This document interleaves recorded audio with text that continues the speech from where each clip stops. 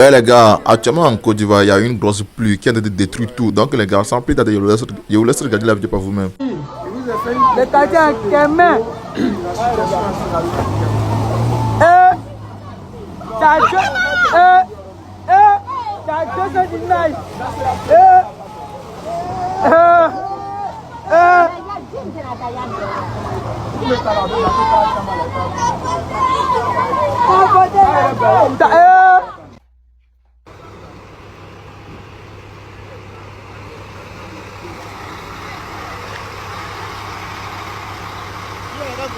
Il va garer là-bas. Ouais. Il va après tomber sur la route. Ouais. Abigail Jazzy en l'air. C'est malédiction que vous êtes en train de prendre là. Le maudit là. Vous êtes cassé maison les gens. C'est gâté à la palmeraie. C'est gâté à la palmeraie. Regardez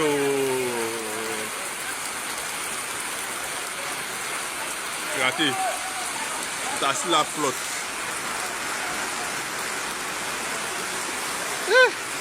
Là c'est la même, non, c'est même mon dos, Elle te frappe une chose, elle va tomber dans l'eau les gars. C'est gâté à la palmeraie.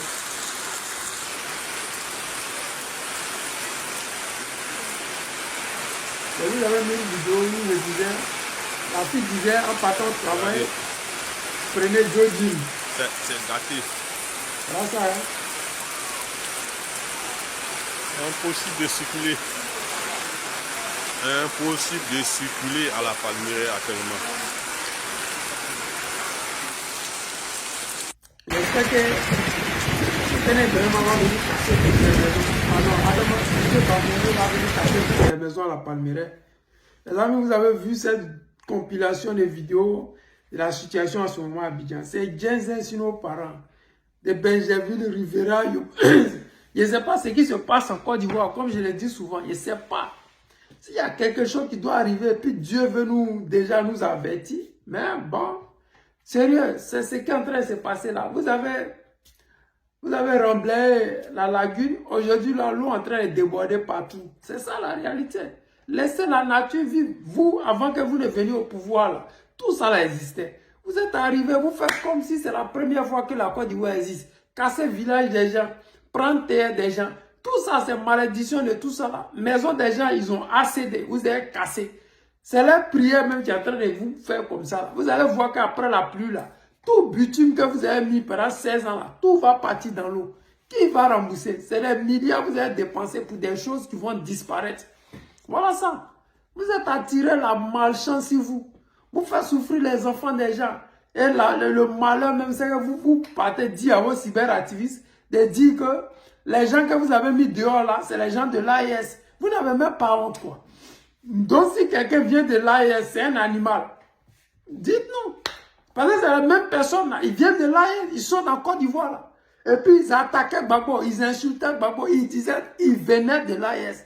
Tout le monde savait qu'ils venaient de l'AIS. Parce qu'en Côte d'Ivoire là, les Djoulabougou, les Koko, tous les quartiers précaires qui existent en Côte d'Ivoire, la majorité, ceux qui habitent là-bas à 90%, ce sont des gens qui ne sont pas ivoiriens de souche. Et il y a quelques Ivoiriens qui viennent s'ajouter à eux parce que là-bas, les maisons sont moins chères, le temps qu'ils trouvent un coin où partir. Donc, vous, là, par méchanceté, des gens qui se sont battus pour vous, qui ont tout fait pour vous mettre au pouvoir, d'autres ont donné même leur vie, d'autres ont caché des armes dans leurs maisons, d'autres ont caché des mosquées dans leurs maisons. Ces quartiers précaires là abritaient des mosquées. Je vous prends l'exemple de Selmer, en partant à l'antenne, en partant à la CDC, tout ça là. Il y avait une mosquée là-bas, derrière Selmer là, en Sikoji, et cette mosquée là abritait les terreaux. C'est-à-dire que les gens là, ils partaient prier là-bas à 4 heures. Quand ils sortaient de là-bas en 5 heures, 4 heures, là, ils profitaient pour attaquer l'armée ivoirienne. Et quand l'armée ivoirienne répliquait, ils filmaient les images là pour dire, ouais, vous voyez, vraiment, Gbagbo n'aime pas les musulmans. Aujourd'hui, là, les mêmes mosquées que hier, vous avez pris pour attaquer le gouvernement. Il avait tous les droits du monde mondial pour déguerpir, casser tous ces endroits-là. Il ne l'a jamais fait. Il a seulement dit à ses soldats, surveillez ces endroits-là. Il y a des pauvres qui habitent là-bas, respectez ces pauvres-là. comme Dieu ne dort pas, je dis toujours que le passage de Dramane Ouattara va permettre d'avoir une nation sécurisée. Une nation où chaque Ivoirien saura sa valeur, va connaître la valeur de l'autre et nous allons former une nation. Parce qu'une nation avec divers ethnies, ce n'est pas seulement en Côte d'Ivoire, ça existe.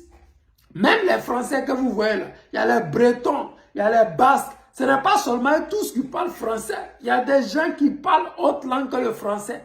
Mais bon, hélas, vous ne le savez pas, vous pensez qu'en France, c'est tout le monde, alors qu'il y a des ethnies dedans. Et c'est tout ça, ils sont ensemble et puis ils forment la France. Voilà pourquoi je dis souvent à nos parents, au lieu de vous associer aux Djoula, associez-vous à vos frères pour créer une nation. Quand on dit une nation, là, c'est qu'on ne laisse pas les étrangers nous diviser. On peut s'insulter entre nous, mais quand un étranger rentre dedans, là, on les dégage. C'est ça la vérité. Mais bon, hélas, il a fallu que Ouattara vienne au pouvoir pour que nos parents du Nord se rendent compte qu'ils sont Sénifo, ils sont Koyaga, ils sont Maoka, ils sont, je ne sais pas, Lobby et j'en passe. Alors qu'avant ça, ils disaient, on est Djoula, on est musulman. Et même nos parents Sénifo, ils ne disaient rien alors qu'ils n'étaient pas musulmans. Mais quand ils ont vu que c'est bien insieux maintenant, ils se sont réveillés et ils se sont rendus compte que, ah vraiment, on a eu tort de soutenir ces étrangers-là. Mais le mal est déjà fait. Mais comme on le dit souvent, le bienfait, comme il n'est jamais trop tard pour mieux faire, je pense que tous ensemble, nous allons construire cette nouvelle nation-là. On va y arriver, ça va prendre du temps, ça va être compliqué. Il y aura beaucoup de personnes qui vont perdre la vie. Mais le plus important, c'est que nous serons conscients que cette nation-là, elle ne se construira pas avec un seul groupe ethnique, avec une seule personne. Non, elle va se construire autour de notre frontière qu'on appelle la Côte d'Ivoire. Cette nation-là, où les gens sont accueillants. Mais les gens, tellement ils sont de mauvaise foi, ils veulent transformer notre amour, notre accueil, là, en notre faiblesse. Et ils appuient là où ça fait mal. Parce que eux qui nous font du mal, eux qui font des charniers chez nous là, eux là, ils se retrouvent à l'international et ils nous critiquent en disant les Ivoiriens sont xénophobes, les Ivoiriens n'aiment pas les étrangers. Mais ce qu'ils oublient, c'est qu'en Côte d'Ivoire, là, les étrangers ont fait plus de mal aux Ivoiriens que les Ivoiriens ont fait de mal aux étrangers. Il ne peut pas avoir un groupe en Côte d'Ivoire qui peut lever sa main pour dire que depuis moi, je suis arrivé dans son pays là, on ne m'a jamais donné de l'eau à boire, on ne m'a pas donné la terre, on ne m'a même pas donné la possibilité de vivre dans ce pays-là. Alors que nous qui sommes sortis hors du pays-là, nous qui avons voyagé, nous voyons des pays où même quand tu leur dis bonjour, ils ne te répondent pas. Certains disent qu'ils sont racistes. Ce n'est pas du racisme. C'est ce genre de comportement que nous vivons en Côte d'Ivoire qui fait que nous souffrons comme ça. J'ai dit à mes parents, souffrez, vraiment, souffrez. Mais on espère bien qu'après cette souffrance-là, il va y avoir un lieu d'espoir qui va venir. Il va y avoir le sourire. Comme le Premier ministre nous a dit, souffrez, il a dit quoi là? La souffrance, après la souffrance vient le bonheur. Bon, il a dit des conneries, mais c'est que vous savez ce qu'il avait dit. Donc, pour vous dire que ce temps-là va passer et mettez dans votre tête, rien n'est éternel. Rien n'est éternel. Ce temps va passer. Vous allez marcher dans l'eau, marcher dans la boue, mais retenez une chose, ce mauvais temps va passer. Mais ça va passer avec le pouvoir de Dramane Ouattara. Parce que nos ancêtres là, depuis moi je suis né, je n'ai jamais vu autant la pluie envahir la Côte d'Ivoire. Que ce soit à Bonois, à Bassam, que ce soit à Beauville. Je ne sais pas ce qui se passe en Côte d'Ivoire, mais je sais qu'il y a un combat spirituel qui est en train de s'effectuer. Et après ça, nous aurons la liberté. Je vous jure que nous aurons cette liberté. Vraiment. Les amis, c'est le président Lota, l'ami des dirigeants, ils se respectent. Je vous aime et je vous dis à tout à l'heure. Regardez. Vous voyez le policier. Le policier fait un bon Vous travail, voyez, il faut le féliciter. Regardez tout. Vous voyez non.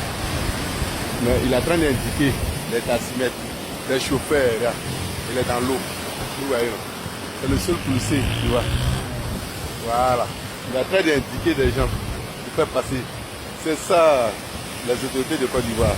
Merci beaucoup, monsieur. Et bon service à toi. Vraiment. Tu vois, les gars veulent dévier, il les indique, tu vois, non, regardez comment. Voilà. Vraiment, merci beaucoup. Et là, lui, il est étonné, il sera les regarder, tout le monde est étonné. Et là, les gars les regardent. Et là, il les indique, vous voyez. Vraiment, je suis très content. Ça fait des... Voilà ma petite dans la moto. Des 48, voilà, 30. Merci beaucoup. Et bon service à lui et que le Seigneur veille sur lui. Vraiment, merci beaucoup. Voilà, on est ensemble. Vous voyez ça. De ce jeune-là qui est en train de montrer un policier en service qui aide à la circulation, qui essaie de limiter les dégâts d'Alassane Draman Ouattara, son échec. Voilà, parce qu'imaginez un instant que le policier là ne soit pas là. Les camions qui vont se retrouver dans le gouffre vont être trop. Donc le monsieur là, il limite un peu les catastrophes. Mais bon, moi ici, c'est pas la vidéo du monsieur en tant que tel. C'est pas le policier en tant que tel. Lui, je lui dis merci beaucoup pour ses gestes, de faire bien son travail, parce que ce n'est pas tout le temps que nous avons eu la chance de féliciter les policiers. Mais ceux de la DST ou bien je ne sais pas quoi là, ceux qui s'occupent de la drogue là, vraiment, ils sont pas faits tout. Mais ils attrapent que les petits, alors que les gros bonnets là, c'est eux qui envoient. Ce monsieur-là, il a fait cette vidéo et il a montré même la plaque d'immatriculation de la voiture, de la moto du policier. Bon, moi je veux savoir pourquoi est-ce que nos autorités, parce que cette vidéo-là, c'est pas un date d'hier. Je suppose que d'ici la fin de la semaine, je veux qu'on arrête ce monsieur-là et qu'on lui dise que aujourd'hui en Côte d'Ivoire, il est interdit de filmer un agent de police en service. Vous voyez l'incohérence. Est-ce que nous avons le droit de les filmer et de mettre sur les réseaux sociaux quand ils font du bon boulot pour qu'on les félicite? Ou bien, ça aussi c'est mauvais. Parce que là, il faut qu'on sache. Parce qu'aujourd'hui en Côte d'Ivoire, ils ont donné l'impression aux gens que les policiers doivent toujours faire ce qui est mauvais. Voilà pourquoi ils ont pris cette loi-là. Parce que pour eux, les policiers doivent toujours être mauvais, en mauvaise posture, doivent être toujours des escrocs, des gens qui font que du mal à la population. Donc quand ils prenaient cette décision-là, cette loi-là, ils ont vu que le côté où les policiers ne sont pas bons là. Maintenant, le côté où ils sont bons là, on fait comment? Parce que là, il est à féliciter. Tout le monde dit, il est à féliciter. Mes félicitations, mes félicitations. C'est-à-dire que tout le monde est fier du policier qui sauve la vie des gens. Ce n'est pas forcément aller secourir, courir derrière les balles, protéger. Non. Ça aussi, ce sont des gestes à féliciter. Parce qu'aujourd'hui, les inondations partout, il y a certains chauffeurs automobilistes qui ne voient pas où est le trou, où est le caniveau. Et les gens n'ont pas assez le temps de venir mettre des drapeaux rouges ou des drapeaux blancs pour que les gens, les automobilistes puissent voir réellement où se trouve le trou, le caniveau. Donc, il faut des gens comme lui, dès qu'il voit la situation de ces gens, il arrête sa moto, il s'arrête, il commence à diriger la circulation. Ou supposez que c'est son patron qui l'a envoyé là-bas et qui fait ce bon boulot-là. C'est très bien. Nous, on est fiers de lui. Moi, je suis même content au point que je partage cette vidéo-là. Je lui dis 10 000 fois merci et que Dieu l'aide à quitter dans sa souffrance où il se trouve là. Ce n'est pas de l'amusement. Mais, ce que je voulais demander, le fait que le monsieur l'ait filmé et mis la vidéo sur les réseaux sociaux, est-ce que la PLCC va le mettre en prison et mettre en prison aussi le policier? Ou bien la PLCC va féliciter le policier? Est-ce que le gouvernement va trouver en cet acte-là quelque chose à encourager? Parce que si ce monsieur n'avait pas filmé, nous, on n'allait jamais savoir qu'il y a un policier quelque part là-bas qui s'est arrêté sous la pluie, laissé sa moto sous la pluie, pour aider d'autres usagers à ne pas tomber dans la merde. Donc, comprenez que filmer ces autorités, bonnes ou mauvaises, ne devrait pas être interdit. Elle ne devrait pas être interdite, jamais de la vie. Mais hélas, nos autorités, étant tous des malhonnêtes, étant tous des gens qui se reprochent quelque chose, ils ne peuvent s'empêcher de prendre ce genre de décision-là. Parce qu'aujourd'hui, cette décision-là me pousse à dire que cette vidéo-là, si je la mets et que je l'ai mise, allez-vous arrêter celui qui a filmé, qui a fait la vidéo? Quelle est la décision que vous allez prendre? Parce que la vidéo-là, son objectif est de sauver des vies. Parce que l'angle de la vidéo, Ça va permettre aux usagers de ne pas passer par là-bas. Dès qu'ils vont voir, aujourd'hui, des gens sont au bureau, il pleut. Oui, ils sont à sec, ils sont chauds, ils travaillent. Mais après le boulot, s'ils ont eu la chance de voir cette vidéo avant, pendant leurs heures de pause, ils pourraient éviter cette voie-là.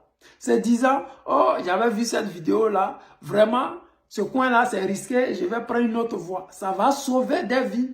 Mais hélas, cette décision que vous avez prise, la loi, c'est la loi.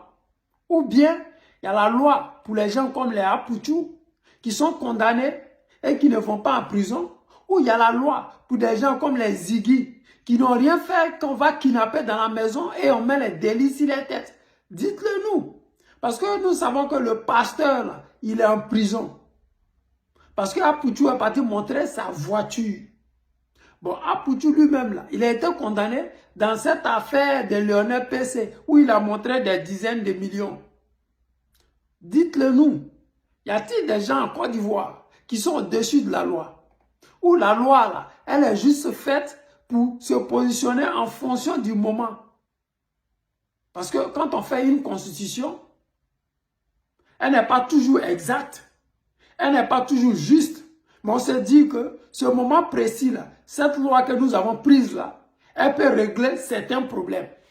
Bon, la loi que vous avez prise en disant, on n'a pas le droit de filmer un corps habillé en exercice. On fait comment alors? Parce que le monsieur, le policier qui est là, qu'ils ont montré sa moto, la marque d'immatriculation de sa moto, il est en exercice, il est en fonction, il est en train de faire du bien aux Ivoiriens. Il n'est pas en train de faire du pickpocket, il n'est pas en train de faire du racket. Bon, le fait qu'il soit au travail et que c'est interdit de les filmer, on fait comment? Les amis, mettez en commentaire, qu'est-ce que nos autorités doivent faire? Qu'est-ce que la PLCC doit faire? Et comment elle doit faire? Cette loi-là, on doit la supprimer. Parce que si on ne la supprime pas, ils seront toujours ridicules. Parce que c'est ça que vous tous, vous voyez là. Si on ne met pas ce jeune en prison parce qu'il a montré la vérité et le bien que le policier fait, alors la loi là, on doit la changer. Les amis, c'était le président Lota, l'ami des dirigeants qui se respectent. Je vous aime et je vous dis à tout à l'heure. Voilà, famille, aujourd'hui, là, vraiment, c'est pas facile. Hein. À commencer à aller là, c'est pas bon. Vous voyez, non? La voiture ne peut même pas passer, même. La voiture ne passe pas. Hein. Le plein, la voiture ne passe pas. Regardez-moi ici, regardez-moi. L'eau est où ça? Regardez ici. C'est quel niveau comme ça? Regardez très bien, l'eau est où? Nous on va masser dans ça pour sortir dans l'eau là, partir au travail. C'est pas facile, hein, les gars. Regardez, voiture ne peut pas passer. Aucune voiture peut passer ici. Si Samuel, tu rentres avec ton voiture, ça reste dedans en même temps, ça chape. Oh, vraiment, c'est pas bon. Hein. Toutes les maisons, tout. Les maisons qui sont à côté ici, là, tout l'eau est rentré dedans. Il n'y a pas de maison qui est restée à côté ici, l'eau n'est pas rentrée dedans. Quand même pas. Monsieur bro dedans comme ça pour sortir avant de gagner une voiture. Sinon vraiment, on va marcher dans l'eau là jusqu'à aujourd'hui la partie au travail. Sinon c'est pas facile quoi. Voilà, vous voyez voiture. Regardez voiture là, c'est quel niveau quoi. Est-ce que voiture peut passer? Est-ce que voiture peut passer? Et puis ici là c'est pas profond hein. S'il était arrivé devant seulement là. L'eau là, on ne peut plus voir même en haut des voitures. On ne peut plus voir. Non, vraiment c'est pas bon. Même pas bon même. On va faire comme on est dedans. On est dedans. Je vais rester à la maison aussi. Voilà, mais ton patron ne peut pas reconnaître que c'est voilà, ça, c'est comme ça, c'est comme ça. Je s'en fous de ça. Si ta président il a besoin au travail. Pourquoi non? Allez là, la pluie là, c'est très dangereux ici. S'il pleut, il n'y a même pas de route. Au moins, tu vas dire à ton patron, il n'y a pas de route là, il ne va pas comprendre. Il va dire non, parce que la pluie est venue, tu ne veux pas venir au travail, c'est à cause de ça. Mais il ne peut pas comprendre quoi. Regardez les voitures. Aucune voiture peut passer ici. Hein. Aucune voiture peut passer ici, les gars. Vous voyez, non? Vous voyez? Jusqu'à dedans. Il n'y a pas de voiture qui peut passer ici. Quoi. Il n'y a pas de voiture. Tu vas arriver au travail à 15h, 16h. Ils vont dire non parce que tu as comment faire. Tu ne voulais pas venir au travail. Vous voyez maintenant que on est venu en retard là. C'est pas nos fautes quoi. C'est pas nos fautes. Hein. Les gars, partagez ces vidéos là. Partagez ces vidéos là. Il y a certains patrons qui doivent voir ces vidéos là. Voilà. On voit que nous sommes venus en retard, il pleut quoi. On n'a qu'à savoir qu'il y a. Il n'y a même pas de route. Tu as la moto où tu ne peux pas rouler. Tu as la voiture qui ne peut pas rouler, rien du tout. Mais ils ne vont pas reconnaître ça là. Jamais reconnaître. Ah.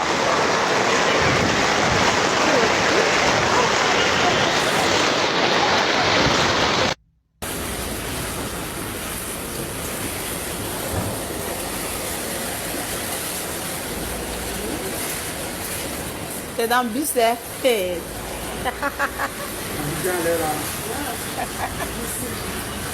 Il y a piscine dans le bus. Allez, on est là nager.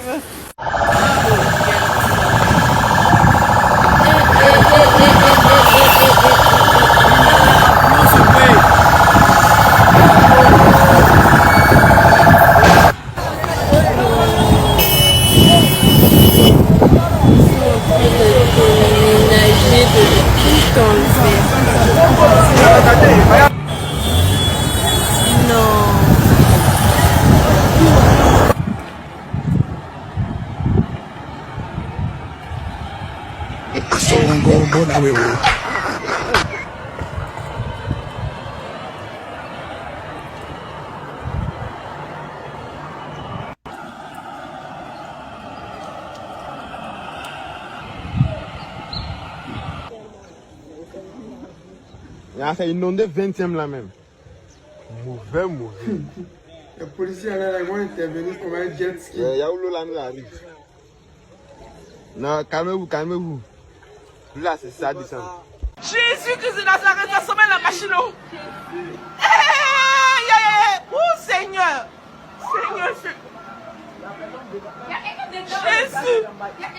Jésus. C'est moi des gens. Non, c'est là.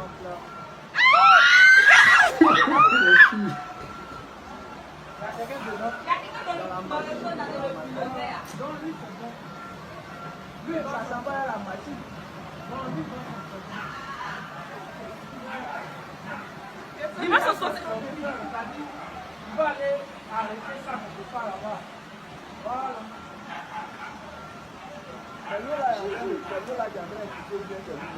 C'est long, hein? Non, lui il va aller comme ça, et puis il va essayer de trouver là. Lui il va s'en sortir. C'est lui-même qui roule, il n'y a pas de souci. Lui il va s'en sortir. Lui il s'en sort parce qu'il est dans le sens du courant. Il y a l'esprit maintenant. Jésus-Christ de Nazareth. Mais c'est non les Jésus. tous les bâtiments me ont bougé. Non, Seigneur. Mais ça fait peur. L'eau en train de monter des. Voilà. Dieu merci. Le matériel, Maintenant, vous avez regardé cette compilation de vidéos de ce qui se passe en ce moment à Abidjan. C'est Genzin à Abidjan, là, c'est mou sur nos parents. Vraiment, ceux qui ont prévu aller faire les vacances cette année-là, les vacances vont être dégueulasses. Parce que tu ne peux pas aller en vacances et passer toutes tes vacances dans la maison. Si tu as l'étage, imaginez que tu as pris une maison basse, elle est inondée, comme à Makori par exemple. Ceux qui ont pris les résidences à Makori, actuellement c'est mousseux. Comment si même on n'en parle pas? Mais je ne sais pas, les gens qui sont allés draguer la lagune, ce n'est pas eux-mêmes qui font qu'il y ait inondation partout là. Parce que la nature a horreur du désordre. Et depuis que Ouattara est là, je crois que c'est le capitaine du désordre. Les Ivoiriens, leur vie n'est plus en sécurité. Mais sérieusement, je ne sais pas qu'est-ce qui va arriver en Côte d'Ivoire, mais il y a quelque chose qui se passe que nous on ne sait pas, mais ça va venir. Nous aurons l'annonce très bientôt. C'est quelque chose qui se passe et puis on ne comprend pas là. L'annonce forcée va venir. Parce qu'il y a des audios qui circulent où ils sont en train de demander à Kone Zakaria de prendre sa position.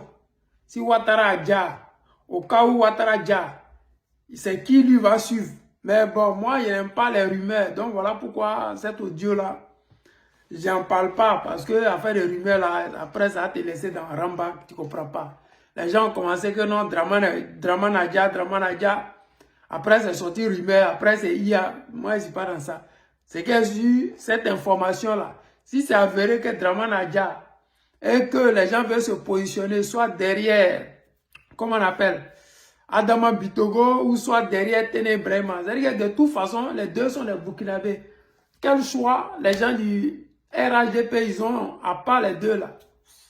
C'est ça, je dis toujours que après que Draman Ouattara ne soit plus là, ce parti-là ne va plus exister. Parce que je ne vois pas les Ivoiriens qui sont dans le parti-là, qui ont milité pour ce parti-là depuis combien d'années, aller suivre encore ces étrangers-là. Moi, je ne sais pas. Peut-être Ouattara ne va pas au thème de son mandat et puis il met quelqu'un. Là, les gens n'auront plus le choix.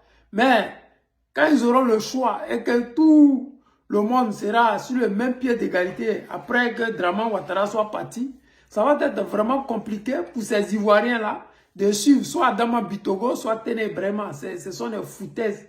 Aucun Ivoirien de souche va suivre ces deux étrangers-là. Mais bon, comme ce moment n'est pas encore arrivé, on attend le 7 août. Ils vont faire sortir encore un clone de Draman Ouattara qui n'arrive pas à parler et qu'on nous dise que c'est monté, c'est descendu. Bon, c'est pas grave.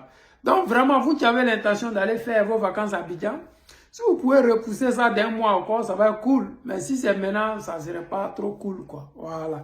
Les amis, c'est le président Lota, l'ami des dirigeants, c'est l'espèce. Je vous aime et je vous dis à tout à l'heure. Amis, ce qui se passe en ce moment à Abidjan.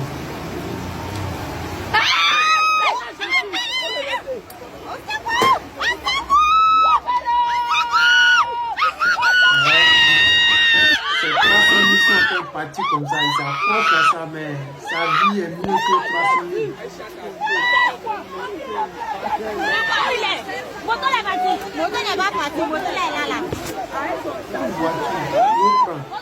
Moto, c'est quoi?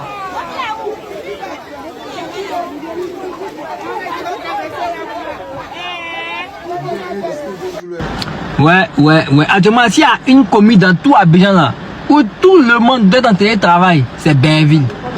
S'il y a une commune où tout le monde doit faire télétravail dans Abidjan actuellement là, c'est Bergerville. Parce qu'il pleut, tu ne peux pas sortir de Bergerville. Pour aller où? Tu vas où?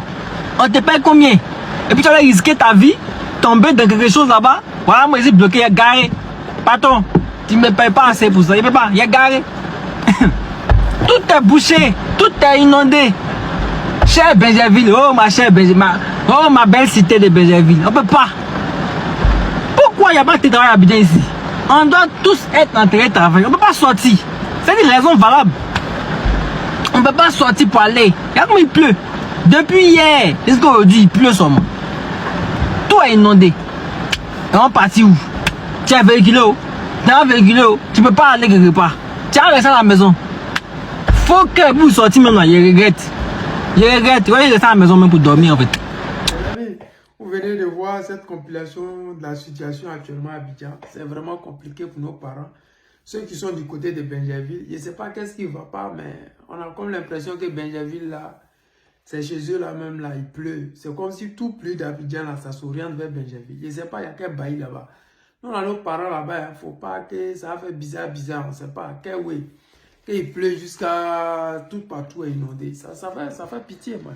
Ça fait pitié. Il y a le gars, il s'accroche à sa moto comme ça. Mais, man, les amis, l'argent est bon, mais vraiment, ce genre de risques-là, comprenez que cette histoire de pluie, là, ça va s'arrêter. C'est une saison de pluie. Peut-être aujourd'hui, il va pleuvoir, demain, ça va sécher. Donc, quand il pleut, garez, man. L'argent, là, c'est bien beau. Vous avez des factures à payer, mais vous ne pouvez pas vivre en prenant des risques au quotidien.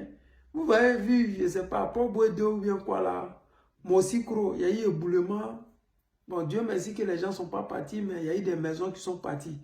Aujourd'hui, là, quartier millionnaire, il y a des maisons qui sont aussi pentes, on ne comprend rien dedans. Donc, vraiment, les gars, sécurisez votre vie. Vous connaissez que le pouvoir, ça là, c'est un pouvoir qui aime sacrer les Ivoiriens. Et là, vraiment, tout ce qui se passe là les arrange. Et ils aiment quand les Ivoiriens sont dans la souffrance. Ils aiment quand les Ivoiriens sont dans la misère. Et ce qui est bizarre, c'est que Dieu aussi, je ne sais pas où il est passé, vrai là. Il faut qu'il fasse quelque chose. Ça fait plus de 10 ans qu'on prie Dieu chaque jour que Dieu fasse son travail. Mais je ne sais pas. Chacun à son poste doit jouer un rôle. Nos parents qui travaillent chez Draman, là, ils doivent jouer leur rôle. Vous, tu es dans le corps de Draman, jouez votre rôle. Vous-même, vous savez en ce moment-là, la vie est bien bizarre. Protégez-vous, protégez les Ivoiriens. Si chacun ne fait pas, joue pas son rôle, c'est comme ça. Parce que cette façon où il pleut bêtement comme ça à Abidjan, là, nous on n'a jamais vu ça. Moi, mais j'ai jamais vu ça.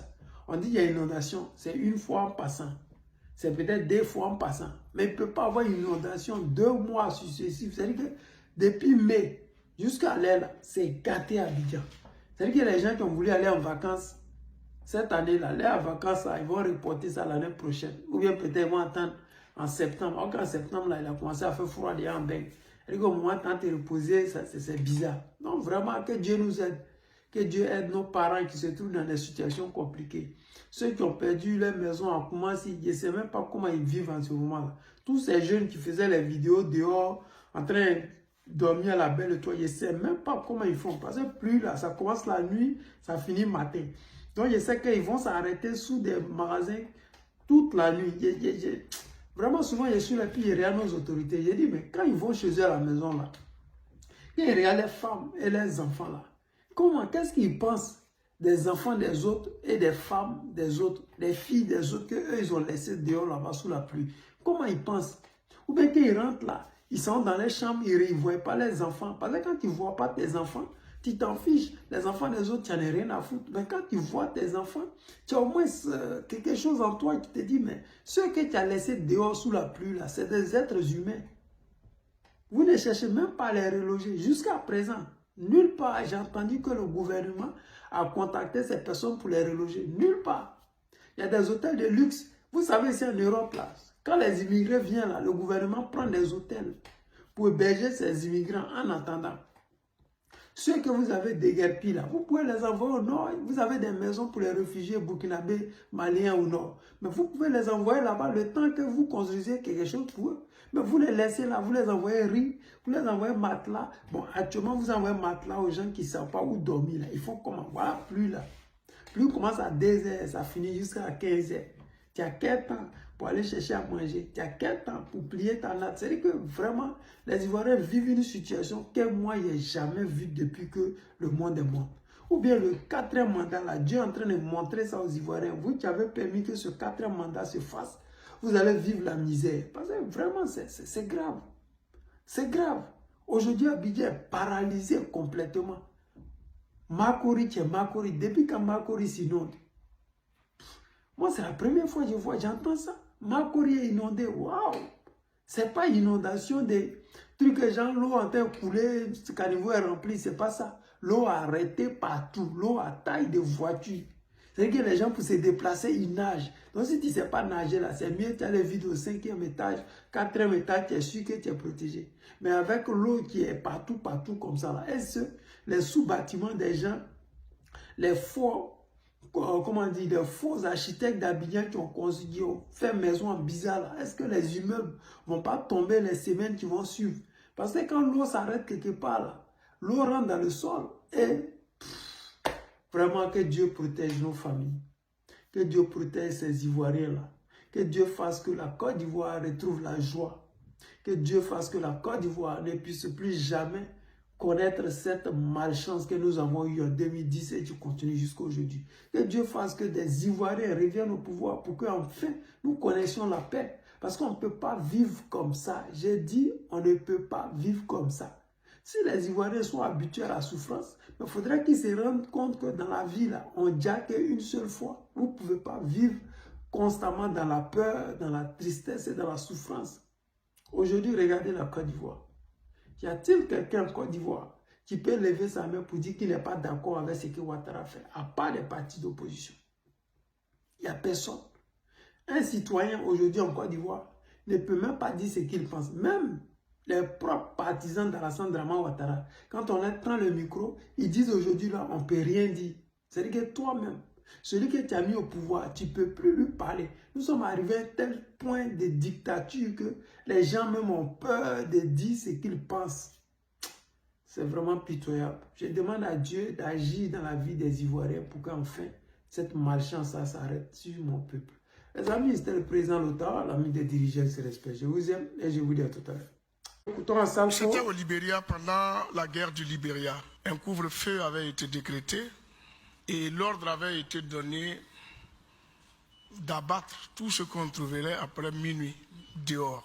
Le mot, il est trop fort. Et il y a des jeunes qui ont débordé l'heure. Vous savez, dans les couvre-feux, on a tous vécu des couvre-feux ici. Qui n'a jamais débordé l'heure? Mais là, c'était impardonnable, c'était impitoyable, parce que c'était des rebelles qui tenaient la ville. Et il y a un groupe de jeunes qui, après, arrivent à un barrage au-delà de minuit. Le chef de barrage donne l'ordre de les descendre de la voiture et de les abattre. Tous les 4 qui occupaient la voiture. Dès qu'ils ouvrent la voiture, il y a une musique de Bob Marley qui est en train de jouer dans la voiture. Le chef rebelle s'élève, il s'approche de la voiture. Il a dit, qui écoute cette musique? Et celui qui était au volant dit, c'est moi. Chaque fois que je rentre le soir, j'écoute un peu de Bob Marley pour me faire du bien. Et le gars qui dit au chauffeur, si tu rentres, il faut prier encore, parce que Bob Marley de sa tombe vient de vous sauver la vie. Ah, ça vous... Tout simplement parce qu'une simple voix d'artiste pouvait changer la décision, pouvait changer la manière de voir de quelqu'un.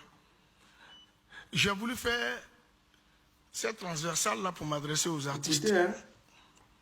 Pour dire que nos voix, nos plumes, nos actes sont des armes. On peut soit les utiliser pour la paix, soit les utiliser pour la guerre. Nous devons faire attention à ce que nous disons. Nous devons être des modèles. Chacun a son parti. Chacun a son obédience. Nos fans ne partagent pas les mêmes partis. Nos fans ne partagent pas les mêmes avis. Nos fans n'ont pas la même vision politique. Donc tout ce que nous pouvons dire ne fera que diviser. Nous devons jouer le rôle de fédérateur autour de nous. Les amis, vous avez écouté Assalfo. Ce monsieur-là, au temps de Gbagbo, il avait refusé de chanter pour la paix. J'ai dit bien pour la paix.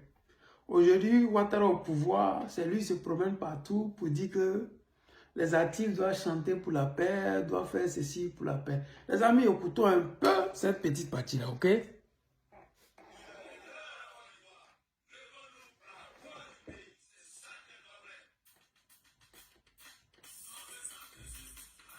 Pour vous, là, arrêtez.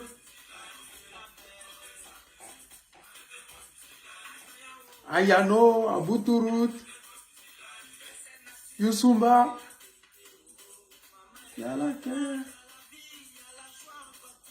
Jaloux.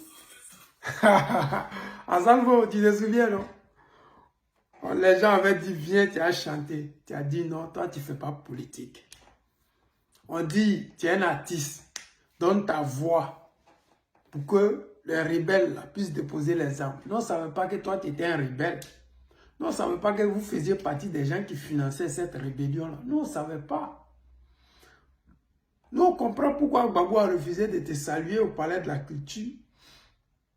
Parce que toi, nous qui étions à Abidjan, vous, là, votre groupe, là, ça va commencer à donner. Et puis les gens chantaient pour la paix en Côte d'Ivoire. Les artistes de gauche à droite, chacun rentrait en studio pour permettre aux Ivoiriens d'avoir un peu la paix, le sourire, l'ambiance. Cette musique qu'il y a mis là, on a trop dansé sur ça, on a bu bien ça, couvre-feu, nous a trouvé dehors plusieurs fois avec ça. Quand tu as parlé au couvre-feu, c'est pour cela que j'ai mis cette chanson-là. Il y a ça là, et puis il y avait la chanson de Ayano. Il y avait la chanson des Serpents Noirs. C'était... Et puis, oui, Serpents Noirs. Et puis, il y avait un gars congolais aussi qui chantait très bien. Donc, pour dire que vous avez été tellement méchants avec nous, les Ivoiriens. Vous avez été méchants.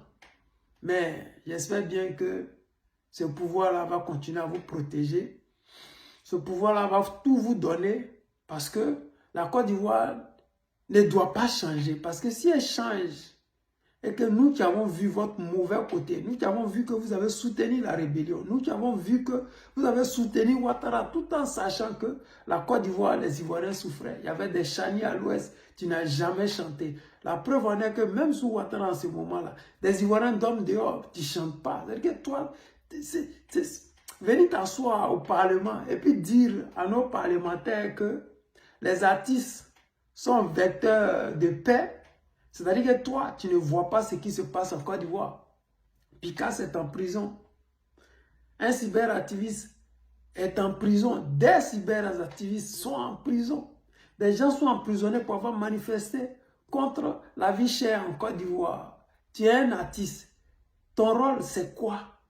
Tu es au Parlement, tu fais croire des conneries aux gens. Parce que ce qui te dit là, nous, ça nous fait rire. Parce que je le dis toujours, ceux qui n'ont pas été à Abidjan, ceux qui n'étaient pas en Côte d'Ivoire, c'est eux qui ne savent pas ce qui s'est passé. Sinon, nous, on était là.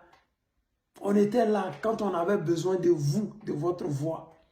Aujourd'hui, quand toi, tu es assis là, et puis tu dis ça aux parlementaires, tu as vu, il y a d'autres même là qui... Ils savaient que tu disais les conneries parce qu'ils étaient en Côte d'Ivoire. Quand on cherchait les artistes pour chanter pour la paix. Quand on cherchait comment on dit, les Yodé Siro chantaient pour la paix. Les magistes, comment on dit, les garagistes chantaient pour la paix. Espoir 2000. C'est-à-dire que tous ceux qui faisaient Zouglou, même Alpha Blondy, a aussi chanté pour la paix. Mais toi et ton groupe, on n'est pas dit toi, parce que les autres là, ils n'existent pas. Toi, tu n'as même pas daigné ouvrir ta bouche pour juste chanter pour la paix. On ne te demandait même pas de chanter pour Babo. On te demandait juste créer une chanson pour la paix. Mais toi, tu étais avec la France-Afrique. Ça marchait pour toi en France parce qu'il y avait des concerts en France. Tu avais les 10 d'or chaque semaine. Aujourd'hui, là, c'est toi, tu te promènes partout pour dire aux Ivoiriens que la musique, là, elle peut apporter la paix. Sachant que la musique pouvait apporter la paix. Tu étais où qu'on avait besoin de paix en 2004, en 2002, en 2003, en 2005. Tu étais où quand on avait besoin de la paix? Tu nous abandonnais. Tu as tourné le dos aux Ivoiriens. Aujourd'hui, les étrangers sont au pouvoir. Et toi, tu te promènes partout à dire aux Ivoiriens et aux Africains. Les artistes doivent faire attention à ce qu'ils disent, à ce qu'ils chantent. Est-ce qu'il y a encore des artistes en Côte d'Ivoire? Toi-même, regarde. Il y a combien d'artistes qui font sortir des albums chaque année? Combien d'artistes font rêver les gens? Les VDA, là, les chanteurs, ils sont portés disparus maintenant. Il y a quel artiste maintenant? Dites-nous. Vous faites honte à la Côte d'Ivoire. Quand on va parler que les étrangers envahissent notre pays, les gens vont dire qu'on est xénophobes. Quand on va dire que les étrangers sont partout, à tous les niveaux, les gens vont dire qu'on est xénophobes. Mais réellement, si tu as vécu en Côte d'Ivoire et tu as vu ce que ces personnes ont fait en Côte d'Ivoire, quand tu vois ce monsieur-là parler à Salfo, parler aux parlementaires, ça fait mal au cœur. Parce que quand ça n'allait pas en Côte d'Ivoire, on avait besoin de tous les enfants de la Côte d'Ivoire. Aujourd'hui, où ça ne va pas là, on a besoin que vous chantiez pour ces mamans qui dorment dehors. Ces mamans que Draman Ouattara et son gouvernement, ils ont écrasé leurs marchandises. On casse ta maison, on écrase ta marchandise. Qu'est-ce que tu vas devenir? Vous n'avez jamais rien fait pour les Ivoiriens. Mais bon, moi, il y a longtemps, je n'écoute pas ta musique. C'est vraiment désolant et c'est vraiment triste d'écouter ta voix surtout. J'ai envie de vomir quand je te vois, j'ai mal. Mais bon, on va faire comment? On est des années. On va vivre cette époque-là. Et quand elle va passer, on va rappeler, on va écrire des livres pour que nos enfants puissent lire ces livres-là. Les amis, c'était le président Lothar, l'ami des dirigeants qui se respectent. Je vous aime et je vous dis à tout à l'heure. Ciao. Alors, amis, à lui aussi, je en fait, ce monsieur, sur plusieurs commentaires, parce qu'en fait, il y a eu plusieurs commentaires. Je tiens à le noter pour que les autres, en fait, puissent comprendre. Il a noté dans plusieurs commentaires en disant que les étrangers qui sont dans son pays en Côte d'Ivoire ont obtenu frauduleusement la nationalité. En fait, je ne sais pas s'il se rend compte de l'accusation, de la gravité de l'accusation qu'il est en train de porter. Ça veut dire que tu dis clairement à l'opinion publique que les institutions de ton pays ne sont pas capables d'user de transparence et de fonctionner correctement. Parce que c'est pas la faute à l'individu, mais c'est la faute à l'institution qui délivre cette nationalité. C'est tout le système qui est dysfonctionnel. Est-ce que tu vois ce que je suis en train de t'expliquer? Et tu ne peux pas reprocher ça aux individus eux-mêmes. Tu ne peux qu'en vouloir aux institutions de ton pays comment ça fonctionne et tout. Et ce que tu dis, c'est une allégation qui conduit très fortement à de la discrimination. Parce que on est complètement d'accord que ce n'est pas déjà tous les étrangers qui ont obtenu frauduleusement leur nationalité. Et venir sortir cette assertion chaque fois qu'une personne étrangère va se dire qu'elle est ivoirienne comme toi, c'est de la xénophobie encore. Il est très important de dire les termes, de dire les mots tels qu'ils sont. Voilà, c'est comme ça. Tu ne peux pas accuser automatiquement tout étranger que tu rencontres dans ton pays, toute personne d'origine étrangère, l'accuser d'avoir obtenu frauduleusement sa nationalité sans preuve. C'est des accusations.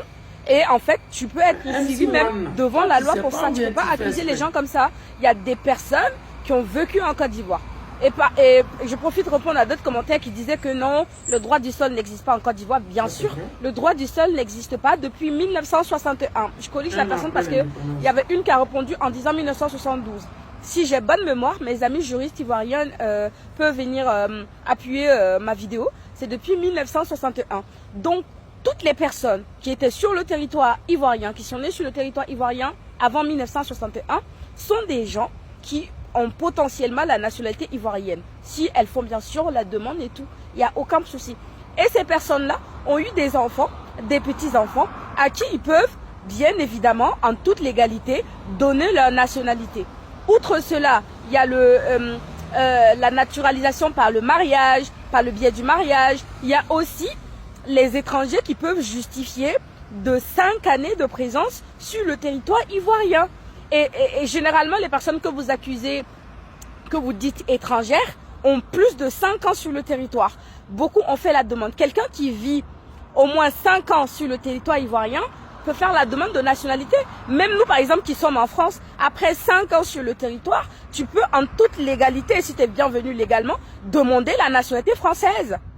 On parle de la nationalité française. Et en fait, ça concerne aussi d'autres pays européens. Vous êtes qui, en fait? Hein?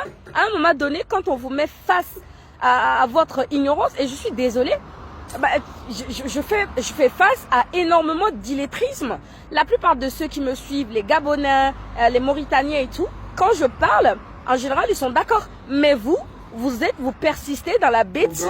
Les personnes comme toi, bien évidemment, moi je ne me mets pas dans le groupe parce que je sais qu'il y a beaucoup, j'ai des amis juristes ivoiriens et tout, ils mènent des analyses trop bien.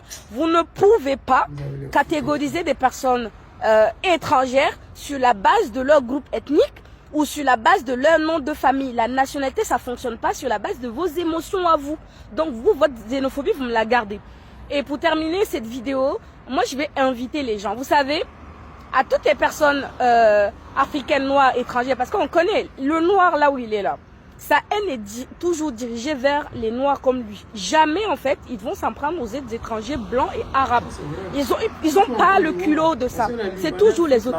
Si vous habitez dans un pays, quel que soit, Côte d'Ivoire, Gabon, peu importe, vous avez la nationalité de ce pays et que quelqu'un, un zouave de ce pays, vous dit que vous êtes une personne étrangère, vous catégorise, tient des propos qui ne doivent pas se dire, n'hésitez pas à vous référer aux lois locales. Regarde, il faut les amener devant la loi. En Côte d'Ivoire, il y a Police Secours qui réagit très vite par rapport à ce type de comportement. Il faut les taguer, il faut les identifier sous les posts et commentaires haineux. Il faut les identifier, il faut les dénoncer et vous laisser les autorités faire le travail. Parce qu'on va vous discipliner. On a remarqué, en fait, le noir africain est tellement jaloux et haineux très facilement envers l'autre noir africain que cette discipline, on ne va pas se tuer à vous apprendre la solidarité africaine. On va vous éduquer via les lois. Toi, t'es qui pour décider qui a la nationalité ou pas et quel groupe ethnique devrait être ivoirienne ou pas. Toi, au nom de quoi en fait? Vous avez tellement le seum. Moi, ce qui m'énerve, c'est que y en a comme ça qui sont dans des pays européens où ils ont la nationalité et tout. Ils sont fiers de le dire, mais face aux propos haineux, xénophobes et méchants de leurs compatriotes, ils sont incapables de les recadrer. Ils sont incapables. Rien ne justifie de s'en prendre automatiquement à des personnes que vous traitez d'étrangères sur la base. Et une autre chose que j'aimerais ajouter avant de couper la vidéo, désolé, ça fait 2 fois que je dis que je vais terminer. Il y a un qui a dit un truc qui m'a touché, sur lequel j'aimerais devenir. Il dit que non, un Ivoirien partout où il est très fier de ce qu'il est. Moi, je vais vous dire, vous savez, l'histoire ne se fait pas au hasard. C'est dans quel pays des gens se sont levés contre des Ivoiriens sur juste la base parce qu'ils sont Ivoiriens et on les a massacrés, on leur a fait du mal, comme les Burkinabés l'ont subi. En fait, c'est quand tu n'as pas vécu de la haine sur la base de ta nationalité que tu peux prétendre que tu es fier de ta nationalité. En fait, tu l'exhibes parce que tu sais qu'il n'y a pas de conséquences. Est-ce que tu comprends? Il y a des gens, ils sont dans des pays où ils savent que s'ils osent se montrer fiers, bah, on peut s'en prendre à eux. Un voisin jaloux, la moindre crise qui va se présenter, on va s'en prendre à lui. Donc c'est une question de protection. Remarquez, moi je vais vous dire, je ne le dis pas parce que je suis forcément burkinabé, mais c'est toujours dans le cadre de ma vidéo. Les burkinabés en France sont fiers de dire qu'ils sont burkinabés. D'ailleurs, ceux qui me suivent savent très bien que la diaspora burkinabé est une très bonne réputation à l'extérieur. Une très bonne réputation au Canada, une très bonne réputation en France, en Allemagne. Et ce sont des gens qui sont reconnus, qui sont très sérieux. Et quand tu arrives, tu dis que tu es burkinabé, toi-même tu es fier de dire que tu es burkinabé. Et je me dis que si en Côte d'Ivoire, il y a des burkinabés, je ne le justifie pas, hein, qui souvent cachent le fait qu'ils soient burkinabés, c'est aussi à cause de l'histoire, à cause des antécédents qu'il y a eu. Donc c'est pas ça. S'ils n'avaient forcément pas vécu ça, tu vas aller au Ghana et tu vas retrouver des burkinabés, ils sont fiers de te dire qu'ils sont d'origine burkinabé. Du coup, il faut déjà se poser les bonnes questions. Moi, je vais combattre la haine entre les pays africains jusqu'au bout. Parce que vous ne pouvez pas tous les jours insulter les blancs, les traiter de racistes et tout. Dans leur pays, tout en 1, 2, 3, vous les traitez de racistes, alors que vous, dans vos pays, vous dites pire, vous faites pire des autres. Et vous appelez ça des blagues. En fait, genre, vous pouvez pas traiter les Français de racistes, alors que vous, dans vos pays, vous êtes pire. Ça ne se fera pas. On va toujours vous interpeller, on va toujours parler de ça. Les amis, vous avez écouté la vidéo de cette jeune fille-là. Vraiment, elle dit des choses qui ne sont pas gentilles et des choses fausses. Je veux qu'elle nous apporte l'année où les Ivoiriens ont massacré les Burkinabés là. Quelle année, dans quelle ville et en quel moment? Il ne faudrait pas qu'elle dise des mensonges concernant les Ivoiriens simplement pour diviser le peuple ivoirien et burkinabé. À part Draman Ouattara, depuis sa venue dans la politique, qu'il a dit que les Djoula et les musulmans étaient martyrisés. Moi, je ne me souviens pas une seule fois dans ma vie où une quelconque région, ou une ville, ou un village a été brûlé, rasé parce qu'ils étaient des Burkinabés. Je n'ai pas encore vu. Au contraire, j'ai vu des endroits où des Burkinabés et des Djoula auraient attaqué des Ivoiriens. Déjà des Ivoiriens, ça je l'ai vu. Et je peux vous dire, en 2020, ils ont fait la même chose. En 2025, ils ont fait la même chose. J'ai dit, je donne des dates. Donc, il faudrait qu'elle donne des dates, des lieux et l'année. Comme ça, tout le monde est situé. C'est méchant de vouloir mettre le peuple en palabre constamment. Mais quand quelqu'un dit quelque chose, qu'il apporte des preuves. Aujourd'hui, à l'ambassade de France, il y a plus de 1500 passeports qui sont stockés là-bas parce que les gens l'ont obtenu frauduleusement et qu'on les exige d'envoyer les papiers de leurs parents pour prouver qu'ils sont vraiment propriétaires de ces passeports-là. Ces personnes-là, ils ont la résidence française en tant qu'Ivoiriens, mais ils ne peuvent pas obtenir le passeport parce qu'ils n'ont pas pu avoir les extraits de naissance ou les pièces d'identité de leurs parents. Parce que ces personnes-là ne sont pas ivoiriennes et qu'ils auraient prêté les passeports des gens ou ils auraient donné de l'argent à certaines autorités corrompues du pays pour l'obtenir. Bon, elle a dit que c'est nos autorités qui sont à la base des faux passeports que les gens ont. Bon, vous voulez, nous qui sommes la population là, qu'on dise quoi?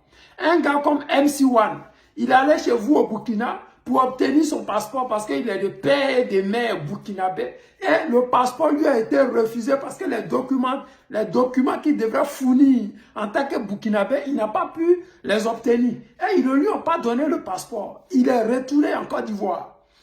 Et par des micmacs, des gens lui ont produit un passeport. Aujourd'hui, ce passeport-là, ce monsieur-là, au lieu que nos autorités le mettent en prison, ceux qui ont fait cette magouille pour qu'il obtienne ce passeport-là, on les met en prison, personne n'est allé en prison. Ce même MC1 est allé faire un concert au Palais de la Culture pour narguer les Ivoiriens. Vous voulez qu'on dise quoi? Nous qui sommes Ivoiriens là, vous voulez qu'on dise quoi? Quand 80% de ceux que nous connaissons, ils n'ont jamais demandé la nationalité. Mais ils sont étrangers. Mais ils ont le passeport et la nationalité ivoirienne. Je vous prends l'exemple de Kandia Kamara. Je vous prends l'exemple de Alassane Dramane Ouattara. Celui-là qui dit qu'il est de Haute-Volta et non du Burkina Faso. Ok, on a compris. Mais comment il est passé d'Alassane Dramane Ouattara à Alassane Ouattara? A-t-il demandé la nationalité? Non. A-t-il été naturalisé? Non. Bon, comment vous expliquez ça? Vous n'expliquez pas. Bon, on suppose que c'est pas grave. Mais quand c'est pas grave, nous on doit en parler parce que ça nous concerne. Nous sommes plus de 30 millions d'habitants. On dit que nous sommes 26 millions d'Ivoiriens. Nous avons 30%. Avant, c'était 26% d'étrangers. Aujourd'hui, nous sommes à 23%. Les 3 millions là, les 3% là sont passés où? Ils ont été naturalisés. D'une manière frauduleuse ou légale, peu importe, ils ont été naturalisés. Donc, ma chérie, de grâce, quand tu veux te parler, en tout cas, le sujet de la nationalité ivoirienne, c'est un sujet tellement sensible en Côte d'Ivoire que j'aimerais que ce thème-là, que tu mettes fin à ça. Parce que ça va finir par engendrer des choses que tu ne sais pas. Parce que quand tu dis que des Burkinabés ont été massacrés, voilà pourquoi ils n'osent pas dire qu'ils sont Burkinabés. Ouattara a-t-il été massacré? Non.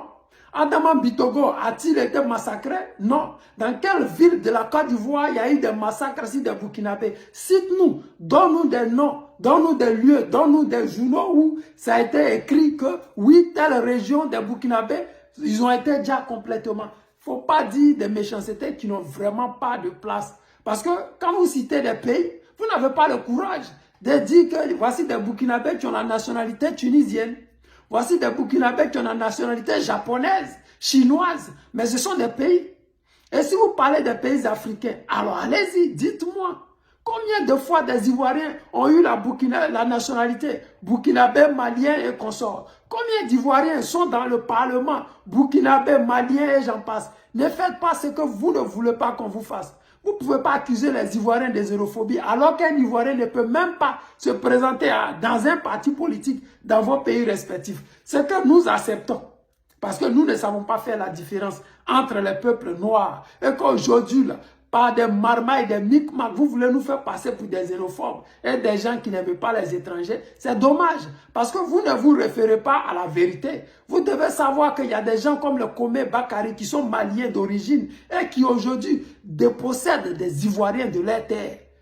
Mais vous voulez qu'on en parle? Combien d'Ivoiriens ont dépossédé des Maliens, des Burkinabés, des Nigériens de leur terre? Combien d'Ivoiriens travaillent dans l'administration burkinabé? Ce qu'on ne fait pas chez vous. Ne sortez pas pour faire comme si chez vous, là, tout était rose. Si chez vous, là, tout était possible. On est en train de mener une lutte de libération. On veut poser des bases solides pour pouvoir avoir une Afrique unie où les gens vont travailler. Mais vous êtes là en train de toujours chercher des poils là où il n'y en a pas. Vous êtes en train de toujours dire des choses qui ne sont pas vérifiables. Parce que c'est la même chose que Dramane Ouattara a fait quand il voulait venir au pouvoir, là. Il a dit les nordistes étaient massacrés, les nordistes étaient musulmans, voilà pourquoi on ne voulait pas qu'ils viennent au pouvoir. Les nordistes n'avaient pas de route, n'avaient pas d'université, n'avaient pas de chute, ils étaient dépossédés de tout. Aujourd'hui, là, Dramane Ouattara au pouvoir. Allez-y voir le nord de la Côte d'Ivoire. Aujourd'hui, les enfants du nord, on les jappe parce qu'ils osent dire qu'ils n'ont pas de route. Un gars comme Ben Diarra Souba, qu'est-ce qu'il a fait pour que le gouvernement de Dramane Ouattara puisse l'empoisonner? Il n'a rien fait, il a seulement dénoncé. Ils n'ont pas de route, ils n'ont pas d'hôpitaux, ils n'ont pas de chute. Ils n'ont pas d'usine de transformation. Ils ont pris les armes parce qu'ils voulaient avoir tout ça. Vous devez avoir honte, ma chérie.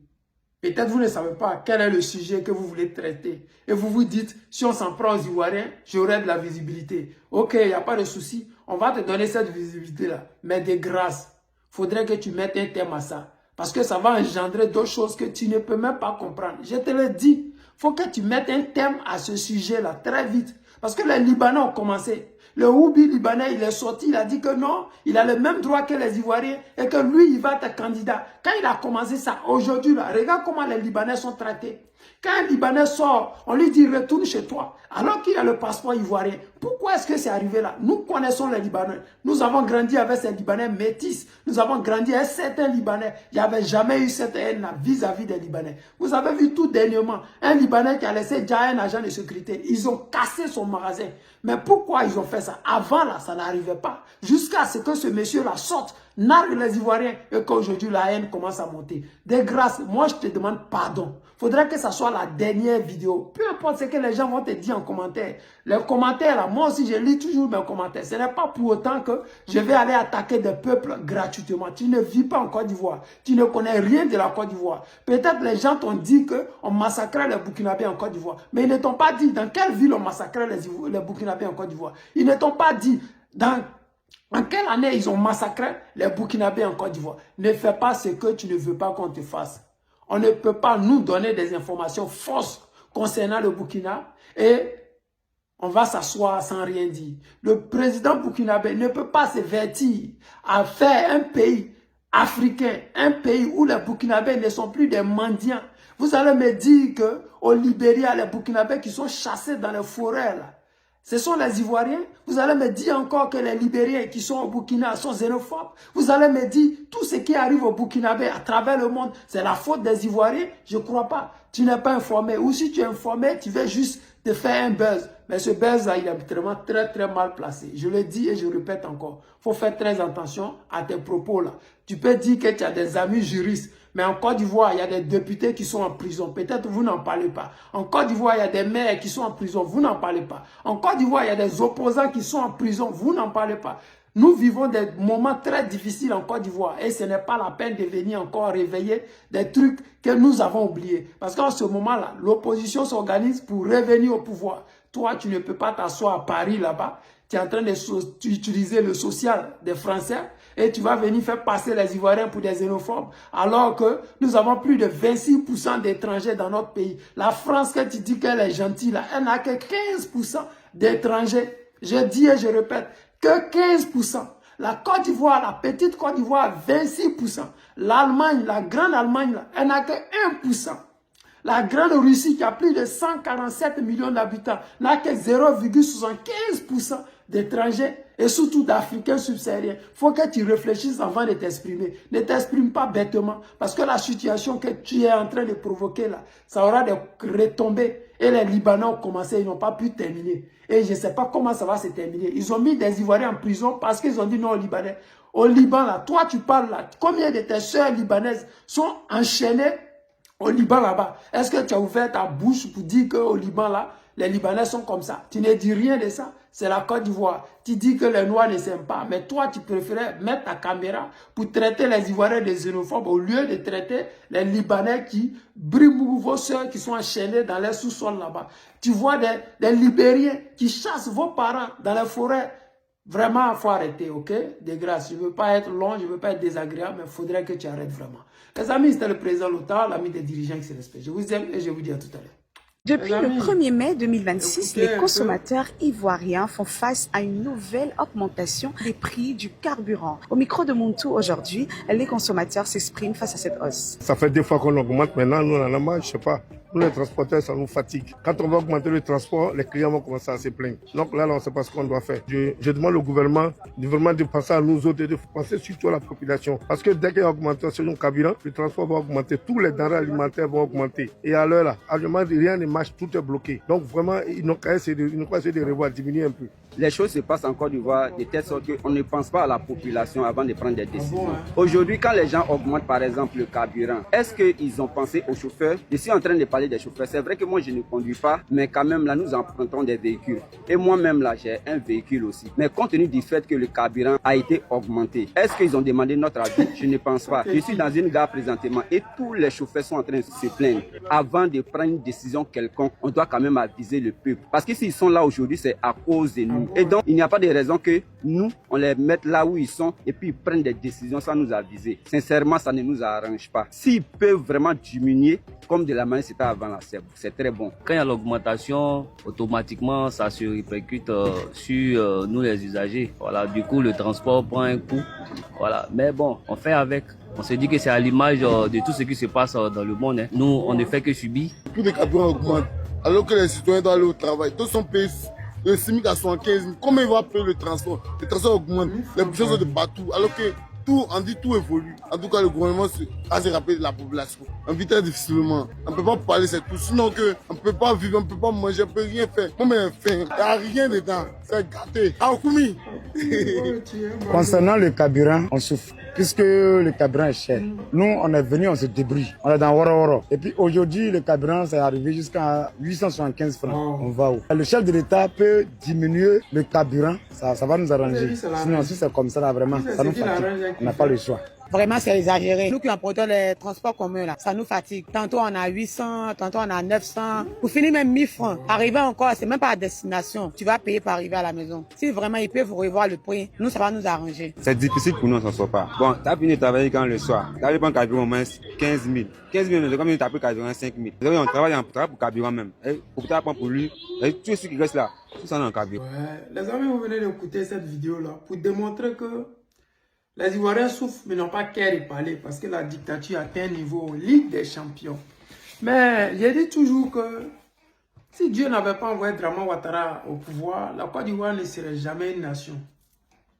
Aujourd'hui, vous voyez nos parents sénifaux qui commencent à se démarquer. Tagbana, Lobby, chacun a commencé à dire « Je suis fier d'être sénifaux, je suis fier d'être Tagbana, je suis fier d'être Jimini. » C'est-à-dire que c'est la présence du dictateur Alassane Dramane Ouattara au pouvoir qui a fait qu'aujourd'hui les gens se sont rendus compte qu'ils se sont laissés berner. Parce que ceux qui sont là, ils ne sont pas du Nord. La preuve en est qu'aucun parmi eux ne se repose au Nord. Alors qu'ils peuvent prendre des hélicoptères, aller se reposer et revenir. Imaginez un instant que Gbagbo était au pouvoir.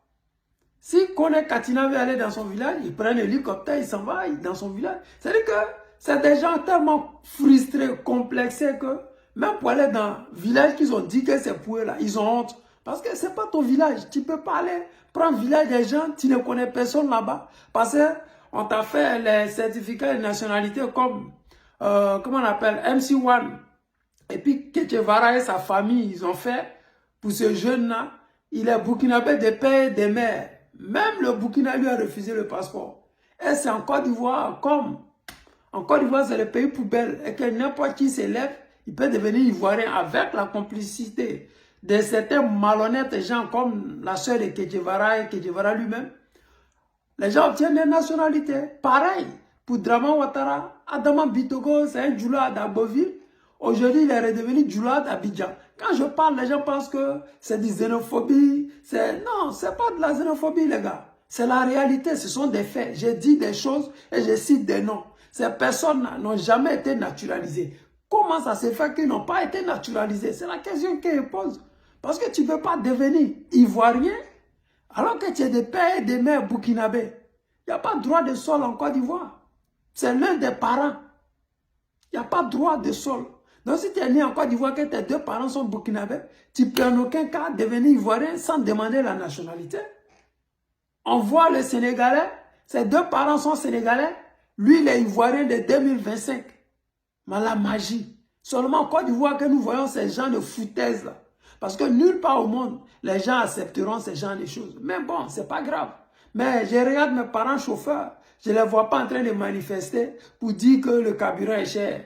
Mais quand je dis ça, les mêmes viendront me dire que non, vraiment, nous on comprend la situation. C'est la guerre dans le monde qui fait que c'est comme ça, le carburant est augmenté. Alors que sous Gbagbo, le pays était divisé en deux. Pourquoi vous n'avez pas écouté et compris la situation à cette époque-là? Parce que Gbagbo, il était compréhensible. Gbagbo, c'était un Ivoirien qui travaillait pour les Ivoiriens. Il ne pouvait pas s'imaginer que ceux pour qui je travaille là, s'ils ne comprennent pas, ok, laisse-la, avec le temps, ils vont comprendre. Aujourd'hui, vous êtes en train de comprendre. Parce que Dieu est le second nom, le temps est le second nom de Dieu, disait Gbagbo. Pour vous dire qu'aujourd'hui, là, Dieu est en train de mettre tout à sa place. Tout ce qui était caché. Tout ce que vous avez profité gratuitement et vous n'avez jamais dit merci. Aujourd'hui, là, Dieu est en train de mettre tout ça en ordre. Vous êtes passé pour des djoulas hier. Aujourd'hui, nos parents sont en train de se démarquer de vous. Ils sont en train de dire, nous, on est Ivoiriens et ça vous fait mal. Vous partez dans des brousses, chercher des villages appartenant à Djoula. Bon, nous, on vous pose la question, pour ne pas dire, je vous pose la question. Si vous dites, vous avez des villages, où sont vos grandes villes? Vous qui êtes Djoula, où sont vos grandes villes? Vous venez chez les Sénifo, ouais, nous, Sénifo, c'est la même famille. C'est pas la même famille. Hein. Gouro Guéré, c'est pas la même famille. Gouro Sénifo, c'est pas la même famille. Nous sommes tous des Ivoiriens, mais nous ne sommes pas la même famille. Vous devez comprendre ça. On est voisins. On est en alliance. Mais on n'est pas la même famille. Vous devez comprendre ça. Voilà pourquoi, quand on vous demande quelle est votre grande ville, vous devez dire on n'en a pas. Et puis on va dire, bon, allez demander à vos parents d'où vous venez. Là, comme ça, là, vous serez en paix, mais vous êtes là, vous fabriquez le mensonge dans le mensonge. Draman Ouattara arrivé et dit que non, on peut passer les permis maintenant en Djoula. Parce que tellement il veut que son ethnie, là, on mette ça dans... Il faut que vous soyez reconnus, quoi. On dit vous êtes plus nombreux que tout le monde. Vous êtes nombreux, vous n'avez pas de grandes villes. Ou bien, parce qu'on ne peut pas être nombreux et ne pas avoir de grandes villes. Parce que les grandes villes là démontrent votre présence étant en Côte d'Ivoire. Où sont vos grandes villes? Il n'y en a pratiquement pas. Le carburant a augmenté. Pourquoi vous ne manifestez pas? Sous Gbagbo, on vous a vu ici. Dès que le carburant a augmenté, vous cassez tout. Barrage ici, barrage là-bas. Même ceux qui empruntaient bus parce que vous avez refusé le Gbaka. Vous cassez les bus parce que si Gbaka ne roule pas, le bus ne doit pas rouler. Et vous sémez la chienlit dans le pays. Aujourd'hui, là, le carburant est plus de 875. Vous ne levez même pas un seul petit doigt. Cela a ouvert nos yeux. Et désormais, nous sommes prêts pour vous. Vous ne soyez même pas étonnés. Nous savons qui vous êtes et ce que vous faites. Et comme nous savons qui vous êtes en train de voir vous-même que désormais, là, ce qu'on vous donnait par gentillesse hier, là, on réfléchit 2 fois maintenant avant de le faire. Ce n'est pas de la xénophobie. C'est juste que vous nous avez ouvert les yeux. Vous nous avez montré qu'on peut vous donner, mais quand vous avez, vous ne partagez pas. Et comme vous ne partagez pas, nous aussi, bon, on a décidé de faire comme vous.